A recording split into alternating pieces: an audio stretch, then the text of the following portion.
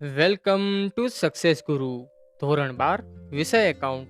આજે આપણે જોશું ચેપ્ટર 1 પ્રશ્ન નંબર 3 નો દાખલા નંબર 9. તો ચાલો શરૂ કરીએ. સૌથી પહેલે રકમ વાંચીએ. મુકેશ, ધવલ અને વિનોદ એક પેઢીના ભાગીદારો છે. તેઓની મૂડીનું પ્રમાણ 4:2:3 છે. મુકેશને નફામાંથી ઓછામાં ઓછા 35,000 રૂપિયા મળશે જ એવી ખાતરી ધવલ અને વિનોદે આપી છે. પેઢીનો વર્ષનો નફો 90,000 રૂપિયા થયો હોય તો ભાગીદારો વચ્ચે નફાની વહેંચણી કેવી રીતે થશે? આ દાખલો મે 2021માં બોર્ડ એક્ઝામમાં પૂછાયેલ છે, માટે ખૂબ જ ઇમ્પોર્ટન્ટ રહેશે. તો ચાલો હવે દાખલો શરૂ કરીએ. આપણે રકમમાં શું કીધું છે? રકમમાં કીધું છે કે મુકેશને ઓછામાં ઓછા 35,000 રૂપિયા મળશે જ એવી ખાતરી ધવલ અને વિનોદે આપી છે.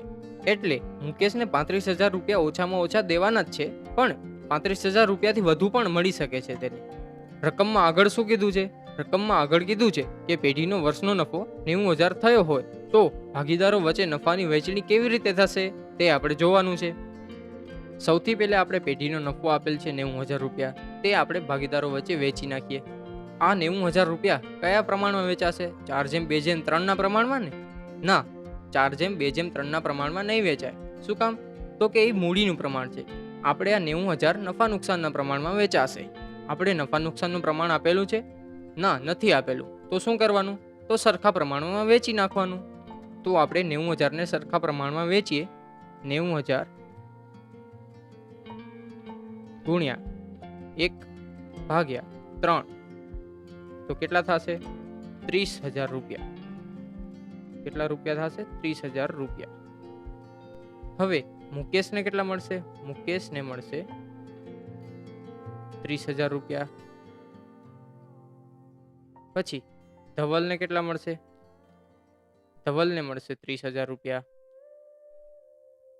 અને વિનોદને કેટલા મળશે? વિનોદને મળશે 30,000 રૂપિયા. પણ મુકેશને કેટલા આપવાના છે? મુકેશને 35,000 રૂપિયા આપવાના છે. અને મુકેશને અત્યારે રકમ કેટલી મળી? રકમ મળી છે 30,000. તો બાકી કેટલા રહ્યા? બાકી રહ્યા 5,000 રૂપિયા. તો આ 5,000 રૂપિયા કોણ આપશે? આ 5,000 રૂપિયા આપશે ધવલ અને વિનોદ. શું કામ 5,000 રૂપિયા ધવલ અને વિનોદ આપશે?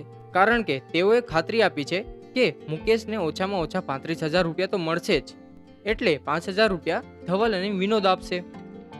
તેઓ આ 5,000 રૂપિયા કેવી રીતે આપશે? તેઓ આ 5,000 રૂપિયા નફા નુકસાનના પ્રમાણમાં આપશે. નફા નુકસાનનું પ્રમાણ એટલે 1:1. તો આપણે લખીએ અહીંયા 5,000 ગુણ્યા 1/2. તો કેટલા મળશે આપણે? 2,500 રૂપિયા. તો ધવલ આપશે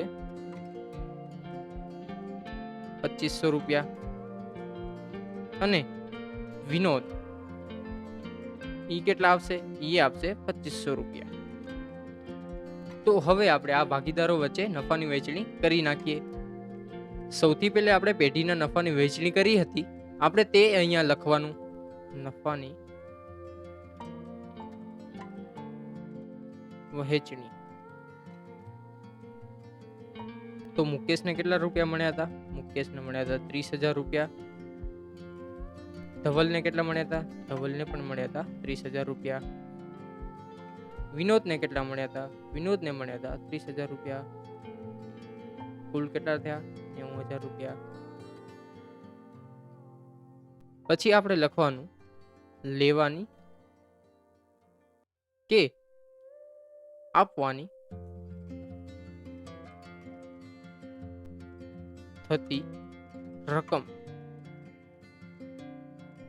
આપણે મુકેશને કેટલા આપવાના હતા? આપણે મુકેશને 35,000 રૂપિયા આપવાના હતા.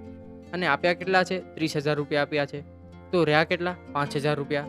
તો લખવાનું 5,000. હવે આ 5,000 રૂપિયા કોણ આપવાના હતા? આ 5,000 રૂપિયા ધવલ અને વિનોદ આપવાના હતા. કયા પ્રમાણમાં? નફા નુકસાનના પ્રમાણમાં. તો આપણે કેટલી રકમ મળી હતી? આપણે રકમ મળી હતી 2,500 અને 2,500. તો ધવલ આપશે 2,500